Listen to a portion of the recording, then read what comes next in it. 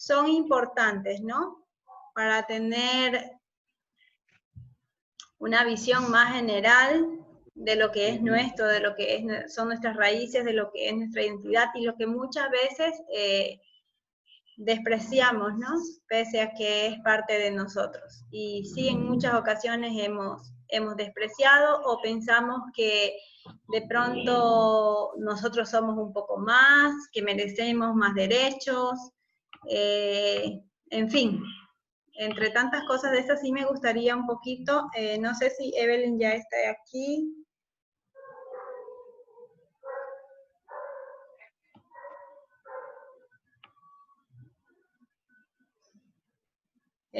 Don Fabián, sí, doña Mercedes, quien necesite tomar la palabra, active su micrófono, por favor, nos comenta y cierra su micrófono, ¿sí?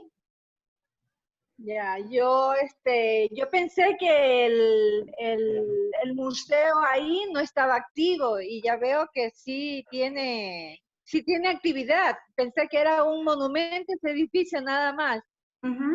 Pero porque eso lo habían cerrado por un tiempo. Ya. Pero sí, ¿cómo es? Sí está bueno que conocer la cultura, lo que se da ahí para uno. Bueno, ya ahorita el turismo, ya decir para recomendarlo, no creo que hasta después de un año, pero más o menos es lo que uno debe de saber como para recomendarlo, que hay buenos, o sea, hay algo que conocer ahí. Yo pensé que estaba cerrado. Ok. Sí, sería de preguntarle qué nomás hay ahí para saber. Ya, está bien, doña Mercedes, interesante. Evelyn ya está conectada, nos está escuchando, entonces me imagino que ya después, a lo posterior, pues se dará un tiempo mientras nos hace nuestro recorrido virtual de responder a todas nuestras preguntas. Doña Mirta quería la palabra y don Fabián. Escuchémoslo a ellos dos y continuamos, Evelyn, si te parece, ¿sí? Doña Mirta. Active su micrófono, por favor, y ahí le podremos escuchar. No, de acuerdo a lo que usted estaba preguntando, licenciada, a mí me parece bastante interesante y es verdad las posturas de pronto al museo todas esas figuras, esas pinturas y ¿qué será eso? ¿Qué significará? Entonces imagínense con la clase que nos está dando, es bastante interesante y nos entendemos y le cogemos, perdónenme la expresión, le cogemos gusto a la próxima y ya sabemos que lo vamos a ver. Gracias. Ya, está bien. Gracias, doña Mirta. Don Fabián, si puede activar su micrófono, por favor, para escuchar su enfoque, su aporte.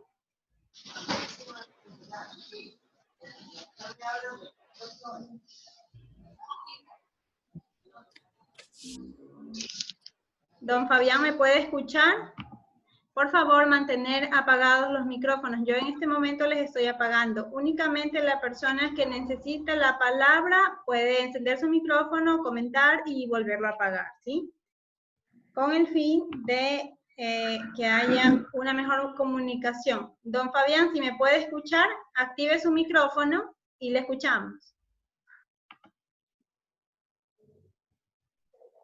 Bien, parece que don Fabián está con... No le puedo escuchar.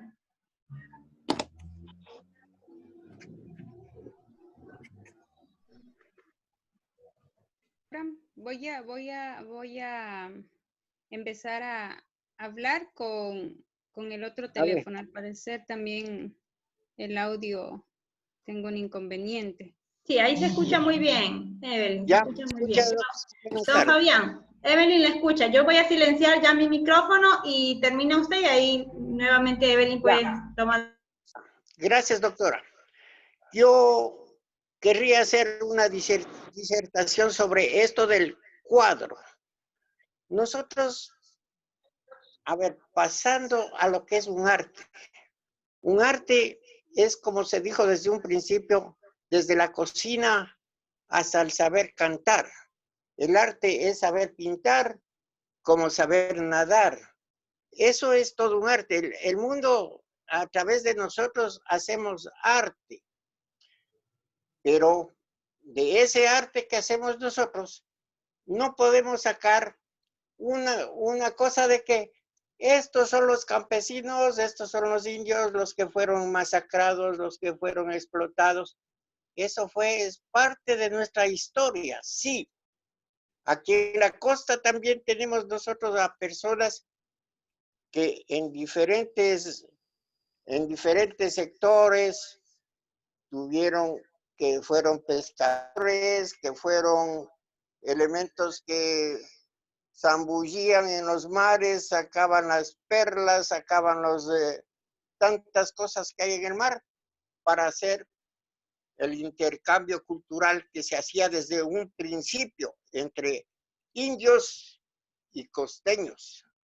Entonces, no podemos hacer una descripción de un cuadro, porque está sin zapatillas, si está sin ociotas, como se llamaba a esos tiempos, es un indio que es explotado. Aquí también tenemos a los señores pescadores que les dicen la pata amarilla. Y no es denigrante, no se les está denigrando, porque son sinónimos que les damos los que nos creemos que somos blancos, los que nos creemos que somos explotadores a esas personas. No, yo conozco el museo y estaba hablando con mi señora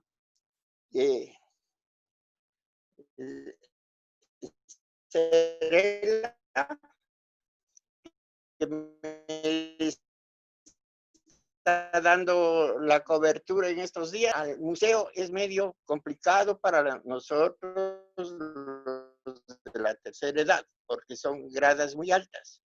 Y nosotros, claro, encontramos varios conceptos de lo que es las culturas que se han dado, pero esas cosas, esos trabajos de ese museo deberían bajar abajo, con la finalidad de que no sea un obstáculo a subir las gradas para todas las personas mismo. Entonces abajo existen oficinas que están arrendadas para otras cosas. Eso es mi criterio hasta mientras, porque todo esto se va haciendo tan bonito, poder hablar y poder rebatir, porque son criterios de cada uno de nosotros. Gracias, doctora. Muchas gracias. Muchas gracias, excelente. Y bueno, solo un poquito para acotar, les comento que afortunadamente ahora sí el edificio, todo el edificio del museo es concretamente del museo. No hay oficinas externas, que es lo bueno, porque los museos son espacios de la sociedad. Entonces, es íntegro el edificio hasta el momento del museo. Y en lo que tiene que ver con la accesibilidad, bueno, sí, si bien es cierto, las salas están en los pisos superiores, sí contamos con elevadores y las rampas. Así es que cuando ojalá podamos volver al museo, no hay excusa, todos tienen que ir.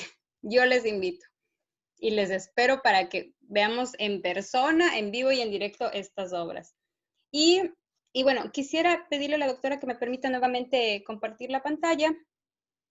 Gracias, Evelyn. Está listo para compartir. Ya, muchas gracias. Y bueno, lo que quisiera un poquito retomar es el tema de que, perdón, es muy interesante cómo nos aportaron estos artistas, porque sus obras en realidad marcaron un cambio de época. Si bien es cierto, hoy nuestra actitud, ya nosotros vemos las cosas de forma distinta, nos entendemos como seres humanos en un marco de igualdad, que todos deberíamos en la práctica acceder a las libertades, a los derechos. sí quisiera que reflexionemos que en la época en la que artistas como Egas presentan sus obras, el pensamiento no era tan positivo, tan favorable como el que hoy en día podemos tener, ¿no? Incluso muchas veces estos cuadros fueron tomados como fuera de lugar, porque salían de los cánones artísticos establecidos en esa época. Y es que en los años 20, cuando presenta Egas obras como esta, yo quiero que ustedes se imaginen que el mundo del arte alababa mucho más a los paisajes, a los héroes de guerra, incluso mucho más a las figuras religiosas, pero no había como una autocrítica de cómo somos como sociedad. Y estos artistas con sus obras sí empezaron a cambiar los parámetros del arte y empezaron a ser revolucionarios en su momento. Por lo que les decía, porque el indígena, y ahí es muy interesante lo que nos mencionó el señor, artistas como Egas no solo presentan al indígena, sino que también vemos el caso de la costa con los pescadores, con los montubios, y fueron mecanismos, el arte, una...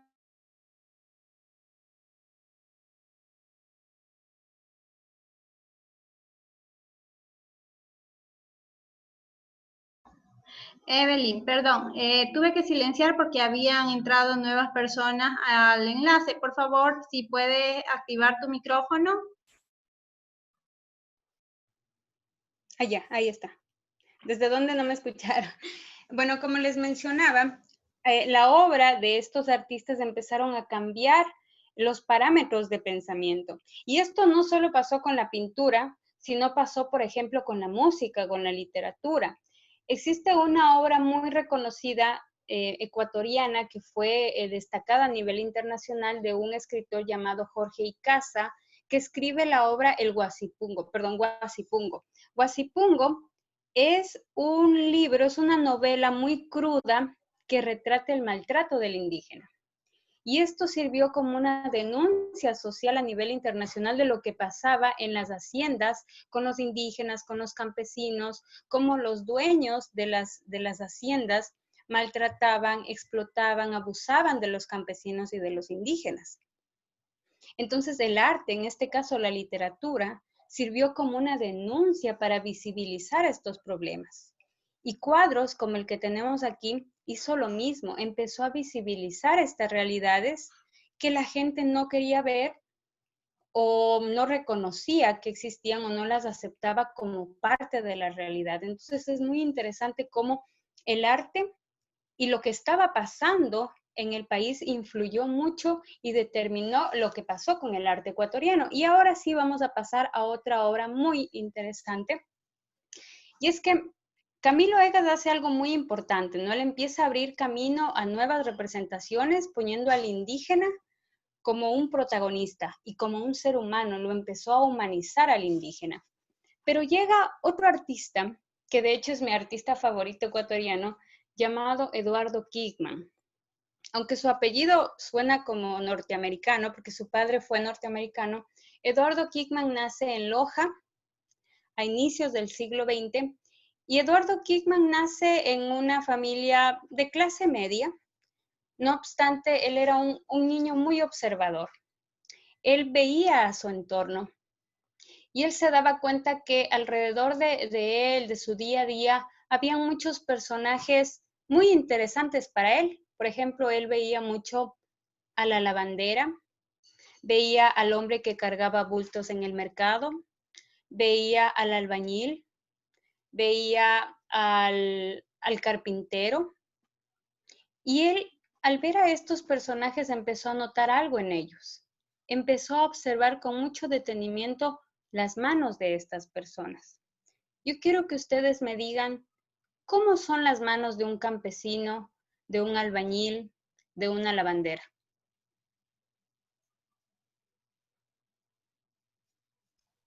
E incluso muchas de vuestras manos, me atrevería a decir.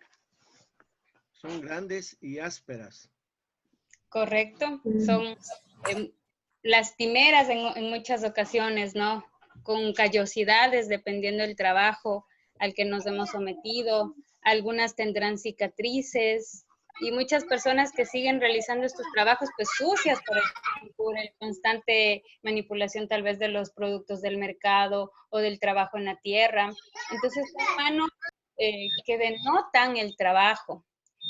Es así como Kickman empieza a pintar a estos personajes, pero algo interesante que hace Kickman es que los empieza a hacer exagerando el tamaño de sus manos. Él pintaba a sus personajes y los pintaba con las manos demasiado grandes, como el cuadro que tenemos aquí. Vemos a un niño y sus manos, pues sí parecen un poquito toscas, ¿no es cierto? Cuando Kickman empieza a presentar sus obras ante la palestra artística, ustedes comprenderán que su obra fue muy criticada. Entonces él le pedía un número de la abogada Comonela. Lo mismo que pasó con Camilo Egas en su momento, que criticaron su obra, pasó con Eduardo Kickman. ¿Por qué? Porque siempre tenemos la idea equivocada de que el arte tiene que ser hermoso y perfecto. Si algo no es estéticamente bello, pues a lo mejor no es arte.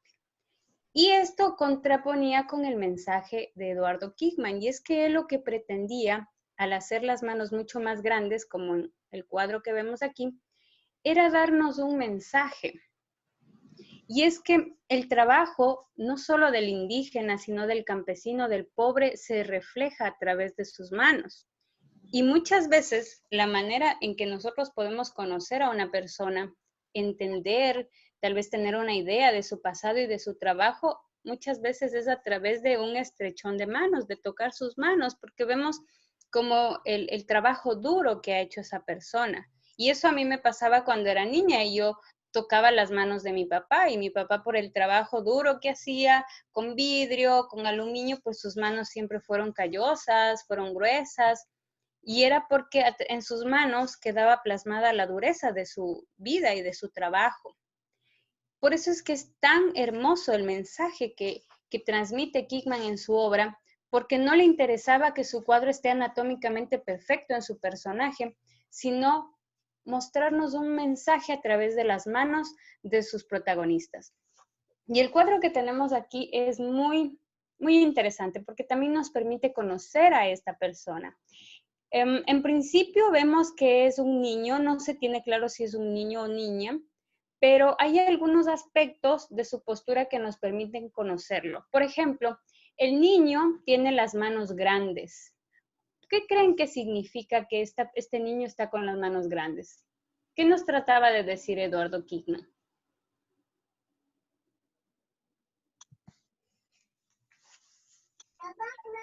Que es un niño bueno, trabajador. que eran claro, que sus Correcto. manos servían para trabajar. Correcto. Nos está diciendo que este niño trabaja. ¿Creen que este niño es de una condición económica baja, tal vez, por sus pies descalzos, ¿no es cierto? Como habíamos visto en el cuadro anterior. También su pantalón, aunque no se lo ve muy claro, su ropa parece un poquito sucia, puede ser un poquito vieja también, es decir, su condición económica se la ve plasmada en su ropa, pero también hay algo interesante emocionalmente hablando de este niño, y es que él no nos deja ver su cara. Se está tapando con su brazo.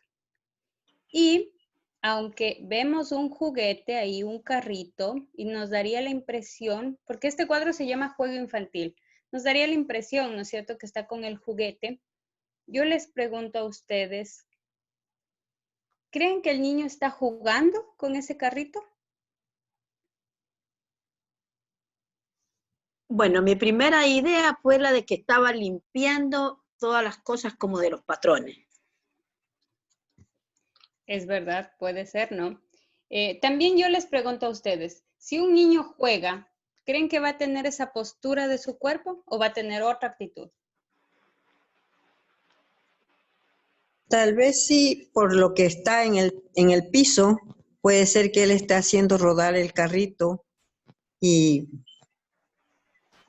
por esa actitud de él, ¿no? O siente curiosidad por el carrito y está tratando de cogerlo porque cree que si lo coge con un poco más de fuerza lo va a dañar. Puede ser. Puede ser, es verdad. La verdad es que cualquier cosa que yo les diga puede ser cierta como puede que no, porque muchas veces el arte también depende de cómo lo vemos, ¿no? Lo que yo les voy a decir ahorita es parte de lo que muchas de las personas que han visitado el museo y han visto el cuadro consideran. Por ejemplo, cuando un niño juega, pues sí puede que tenga otra postura, porque el niño parece que tiene miedo, que se está escondiendo detrás de su brazo, como que tiene recelo de dejarnos ver su cara. Y en una ocasión un visitante me decía que no está jugando, sino que está como que cogiéndolo al carrito, pero también han habido personas que me dicen, no, yo no creo que lo está cogiendo, yo creo que lo está devolviendo, que tal vez el carrito no es suyo, que tal vez alguien le está pidiendo que lo entregue, ¿no es cierto? No. Pero la interpretación también puede quedar a cada uno de ustedes. Lo que ustedes crean puede ser válido, porque el artista pone algunos elementos que nos permite jugar y nos permite como conocer a este niño. De alguna manera, si unimos los puntos, ¿no? Sus manos grandes, símbolo de que trabaja, sus pies descalzos, símbolo de su condición económica, y sumado a ello la presencia de un juguete que no necesariamente nos demuestra que está jugando, nos da la idea nada más, sí nos permite como que reflexionar al respecto de este niño. ¿Quién es? ¿Qué está haciendo con ese juguete? Tal vez de quién se está escondiendo, si se está escondiendo, ¿no es cierto? ¿Cómo se siente? Y simplemente con la postura del cuerpo. Ni siquiera le vemos la mano al niño, perdón, la cara al niño, pero su postura nos cuenta cosas de él. Y es que Kickman muchas veces ni siquiera pintaba el rostro de sus personajes, porque con la expresión corporal ya nos está contando cosas. Y en este caso nos está contando la historia de un niño con un juguete, porque tal vez no es un niño jugando, sino más bien es un niño con un juguete que a la vez es un sentido y un significado totalmente distinto. No sé si alguien tiene algún comentario o algo que observa que a lo mejor nos pueda ayudar a entender aún más esta obra. Que cómo no desearía tener ese juguete. Me da la impresión, profesora, me da la impresión de que el niño no ha tenido una niñez como debía de ser, como debe de ser. Es verdad, ¿no? Porque nosotros siempre concebimos el mundo de un niño lleno de alegría, lleno de energía, de entusiasmo, de fantasía, de ilusión, ¿no? Pero este cuadro no nos transmite nada de eso. No vemos ni ilusión, ni alegría, ni fantasía, a pesar de que vemos un niño y un juguete. Y creo que cuando en un lugar hay un niño y un juguete, no puede haber algo malo, ¿no es cierto? En teoría. Así es, sí. Pero aquí Hickman nos está contando una historia del niño con este juguete. Empecé hablándoles de Egas sobre el indigenismo y cómo Egas encontró en la figura indígena la esencia de un ser humano con sufrimiento. Y después llegamos a Kickman, porque Kickman, como ya nos mencionaba una de las personas que participó, no es solo el indígena, es el pescador, es el campesino, ¿no es cierto? Y Kickman ya nos muestra una realidad social. Este tipo de obras se incluyen en la fase del realismo social. El realismo social lo que buscaba era, a través del arte, plasmar la realidad social. Sea bonita, sea fea, pero ponerla delante del espectador para que sea el espectador el que juzgue, sea el espectador el que analice y reflexione, ¿no? O sea, si bien es cierto, la pintura nos puede mostrar hermosos paisajes, decoraciones, construcciones fantásticas, pero el arte también alcanza mucha profundidad cuando empieza a mostrarnos y a retratar realidades sociales que nosotros las hemos visto, las hemos palpado, pero a veces somos indiferentes a ellas o tratamos de ignorarlas, ¿no es cierto? Como en este caso la realidad de este niño, que es la realidad de muchos niños en condiciones de pobreza, y cómo el arte que se supone que debe ser hermoso nos pone delante de algo que no es tan hermoso, pero es la realidad. Y tenemos que conocerla y tenemos que enfrentarla para, en el mejor de los casos, tal vez hacer algo por mejorarla, por combatir esa problemática social, ¿no? No sé si alguien más desea aportar. Perdón, sí, yo pienso que el arte definitivamente nos comunica, el arte expresa las emociones a nivel psicológico, lo que vemos dice mucho. Cómo lo interpretamos, cómo lo percibimos, eso es lo que verdaderamente habla, más que la parte de fuera. Y yo pienso que en este caso, a mí en lo personal me conmueve, podría interpretarlo como un temor, más bien, por la postura en la que se encuentra el brazo, que esconde su rostro. Me da la impresión de que no es un niño pequeño, me da la impresión de que puede ser por ahí y una persona adolescente. Es importante saber que ningún ser humano en esta vida puede saltarse ninguna etapa. Las etapas las vamos a vivir. Luego, después, aunque sean tardías, aunque ya no sean muy propias a nuestra edad cronológica, pero las etapas siempre se van a vivir. Entonces, de repente me da la idea de, por ahí, no sé mayor cosa del arte, pero me da la idea de que de pronto se esconde por vergüenza a que lo vean grande ya, o sea, un niño ya más grande y jugando, y mucho más aún si el juguete no es de él, tal vez reprimido por la condición del tiempo en el que Kidman pinta el cuadro. Entonces, a mí en lo personal me conmueve mucho. Muy bien, excelente, es verdad. De hecho, hay algo que sí quisiera que nosotros tengamos muy claro. El artista incluso puede tener una motivación puntual de lo que quiere pintar, ¿no? Tal vez tiene una idea clarita de lo que quiere pintar. Pero un verdadero artista es el que logra que en el resto de las personas se genere un debate, un análisis. Porque yo puedo ver una cosa y ustedes pueden ver otras cosas que lo que hacen es enriquecer la obra y enriquecer el mensaje y nos enriquecemos todos. Y que al final ese es el propósito del arte, que a cada uno de nosotros nos lleve, si no es a emocionarnos, por lo menos a reflexionar o incluso a vernos reflejados en esas obras, porque tal vez muchos de ustedes puedan sentirse identificados con realidades como las de este niño. O tal vez muchos de ustedes fueron niños que en algún momento debieron trabajar o que no tuvieron un juguete con el cual jugar o no tuvieron tal vez condiciones económicas o una infancia plena y grata, ¿no? Entonces, dependiendo de la realidad, del pasado, de la historia de cada persona, también puede conectar de forma individual con la obra. Y ahí es donde radica el valor de una obra de arte, el que nos permita desde nuestra perspectiva, desde nuestra realidad individual, conectarnos y tal vez encontrar algo que nos llene. O sea, que diga, qué bonita obra, cómo me ha tocado el corazón porque he entendido algo más del artista, del arte y tal vez un poco de mí misma. Y bueno, ahora quisiera pasar a otra obra que tal vez alguno de ustedes pueda suponer cuál es el pintor, por el estilo. ¿Bien? Guayasamín. Guayasamín, correcto. Les comento que Eduardo Kidman fue el maestro de Osvaldo Guayasamín, porque la obra de Guayasamín tiene mucha inspiración de la obra de Kidman.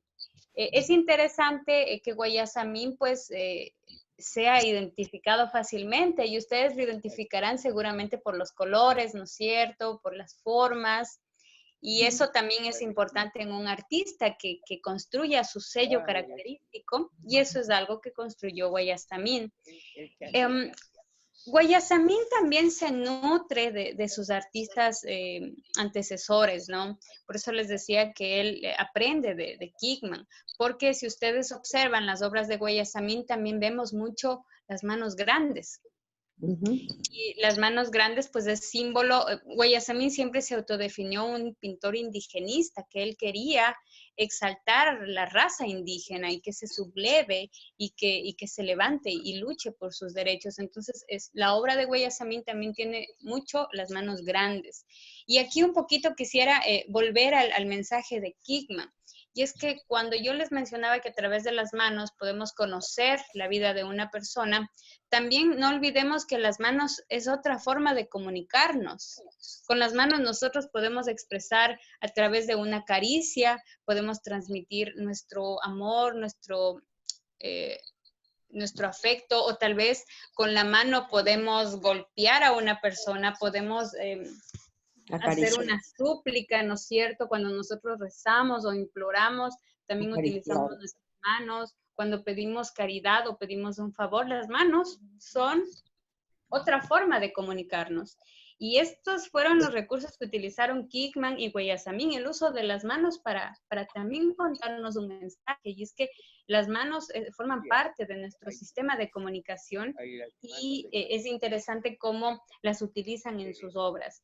En el caso concreto de la obra de Guayasamín, pues como les mencionaba, él se consideraba un pintor indigenista y siempre relacionó al indígena con la tierra. Por eso es que los colores de sus cuadros son colores tierra.